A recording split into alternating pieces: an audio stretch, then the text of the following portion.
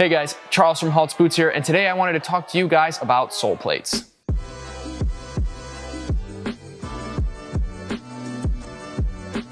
So real quick, if you didn't know, sole plates are actually the hard plastic piece that all the studs are attached to, or if they're, a pair of like indoors or turf boots, they're gonna be that rubber like sole if you want. It's not actually a sole, it's called a sole plate just because when it's a solid plate, it's a lot of the time it's not rubber and it has like all the plastic studs and whatnot coming off of them.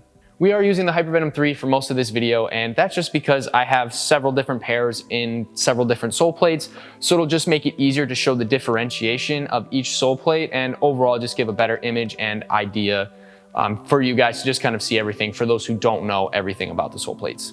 And I wanted to make this video just because I think it's going to be a good ground or good basis to go off of to kind of decide what boots you need if you aren't familiar with sole plates, or just maybe some fun facts if you do know.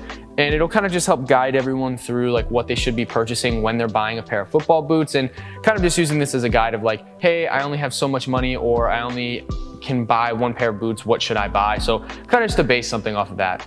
We are going to be going over 6 different kinds of sole plates. There's arguably 8 or 9, but I just chose to do 6 today, and without further ado, we're just going to jump right into it. So the first sole plate we're going over is the FG sole plate. This is going to be the sole plate that everybody thinks of when they're talking about football boots, or football boots come to their mind. It's just plastic sole plate. It's got, a couple different kinds of studs. Sometimes it'll be one stud, one stud shape. Sometimes there's going to be a ton of different stud shapes. The Hypervenom 3 actually has, I think, 3 or 4. So for the most part, plastic, it's good for grass. I would even say you can use them on turf. There's gonna be a bunch of people who are gonna say you shouldn't use FG boots on turf, but I've been doing it for the longest time.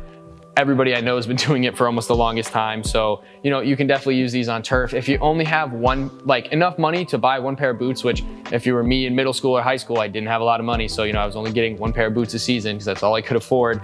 Definitely just get a pair of FG boots. It's gonna work the best over every single surface overall. And these can range from, anywhere from 30, 40 bucks to $350, depending on what model and if it's limited edition. So there's a wide variety of choices and just range that you can buy from. So if you're really, really on a budget, you'll be able to find a pair for pretty cheap, and it should serve you well. The second sole plate we're talking about is the AG sole plate, or artificial ground. And this sole plate is gonna be mostly circular studs. If you can see here, it's the same color of the previous pair I just had, but different sole plate. So it's all conical studs, and actually I'll compare these two so you can see the difference. But this pair is the AG and this pair is the FG. You can just see that these are all circular studs versus these kind of bladed.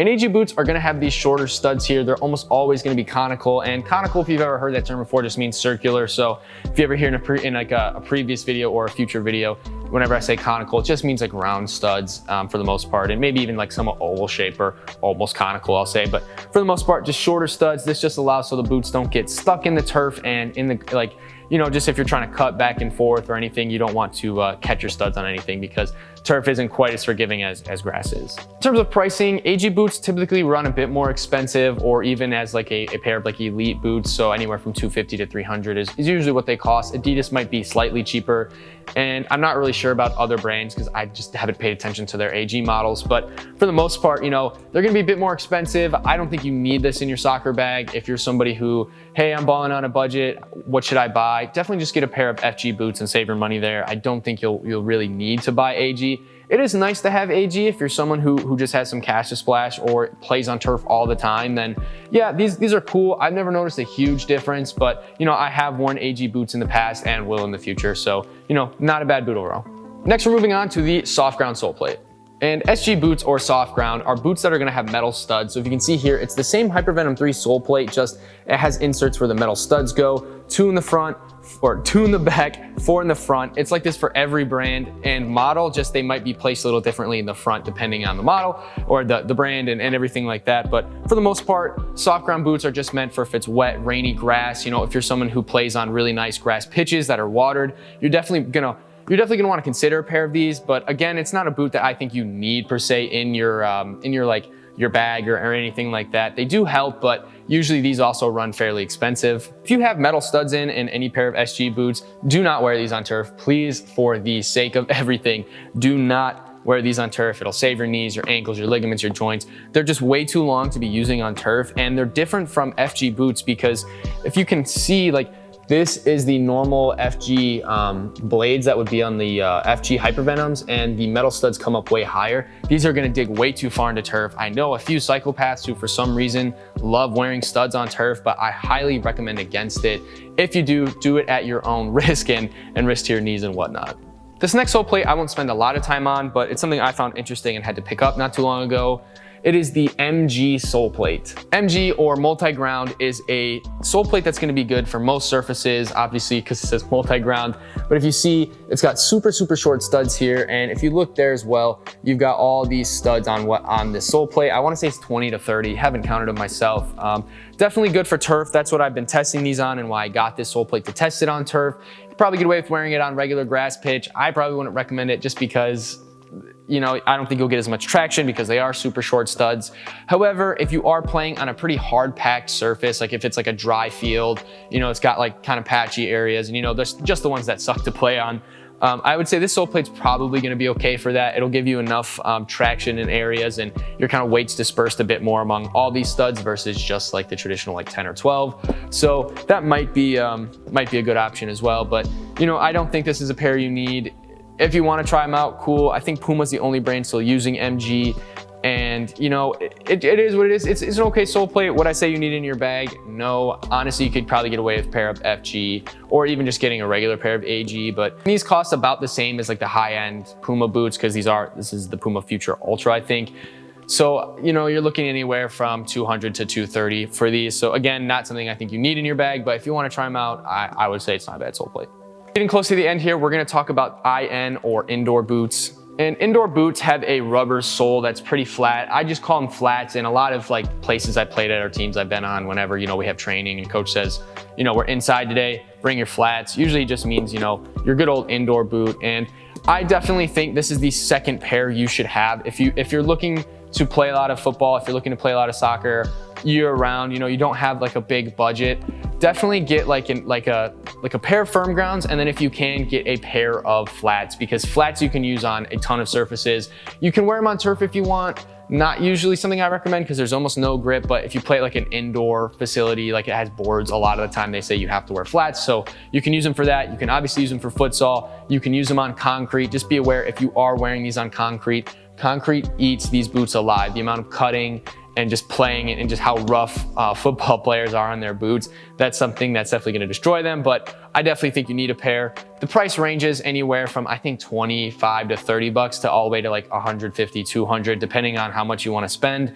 So that's kind of up to you, but again, like I said, if you're balling on a budget, but you're looking to play a lot, you're looking to play year round, maybe it snows where you're at, gets cold, get a pair of FG boots, and then the second pair you should buy is a pair of indoor boots. And I even know some people who wear indoor boots around. They're different, not like, I'm not talking about like the Adidas Sambas, but they'll just wear like their Nike Mercurial indoors around. And I mean, hey, if you want to do that, that's up to you. I guess you could use them as a lifestyle boot, but I mostly just keep them to the court. So again, definitely pick a pair of these up. Second pair you should have in your bag. And the last sole plate we're going to talk about is turf or TF. So again, I have two of these same like colorway, just different sole plates, and you can see immediately, this is the flat and this is the turf version. So the turf version is gonna have a bunch of these rubber spikes, and I don't know how well you can see because of the lighting, but we can kind of see it there. And there's basically just, I don't know, probably 50 to 100 of them. They're not very tall. They're not gonna hurt some if you stud them, but it just provides a little bit of extra traction. Really only worn on turf. It's good if you play indoors, especially boarded. I know a lot of people like to wear turfs. It just gives you a little bit of extra traction, but just enough to where you're not risking any sort of real injury wearing these. Personally, I've never really worn turf. It's just, I don't feel as comfortable in them. I know a lot of people do, especially indoors. And you know, it's not a boot I think you need per se. Maybe if you're someone who plays on like turf a lot, like indoor turf, and they don't let you have regular like FG studs or like AG, like actual like plastic studs, and you have to get a pair of flats or these, then maybe you want to try these out. I just, again, never really liked them. I just feel like I feel a little bit raised up on them. I don't feel like I have them as much. Like, I don't know, I feel weird when I wear turf boots. That doesn't mean it's a bad sole plate. It's just like a weird personal preference of mine. And you know, I think these range anywhere, again, just like the flats, 30, 40 bucks, all the way up to like 150, 200, depending on what you want to spend. Personally, again, if you're balling on a budget, pick up a pair of studs like FGs, and then pick up a pair of indoors first. And then after that, anything else you want to purchase, I would say go for it. Or maybe you know you're not playing on a court at all or playing outside at all with like a pair of flats, So you want a pair of, you know, FG boots and maybe a pair of turfs. That's, again, up to you, but just kind of something I wanted to get out there, kind of want to explain everything to you guys and just get everything kind of organized somewhat. So with that, that's kind of it. That's all of my just opinions and kind of how I would go about getting boots and purchasing Soleplates and kind of what they're for. Hopefully that educated a few of you, and just kind of let me know your thoughts down below. Let me know if I got anything wrong, if I got it all right. I love interacting with you guys down in the comments and hearing all these different opinions and just kind of everybody's preferences in the, you know, the boot community and the boot world. So yeah, again, just let me know down below. And as always, guys, please make sure to leave a like and subscribe, and I'll catch you guys in the next video.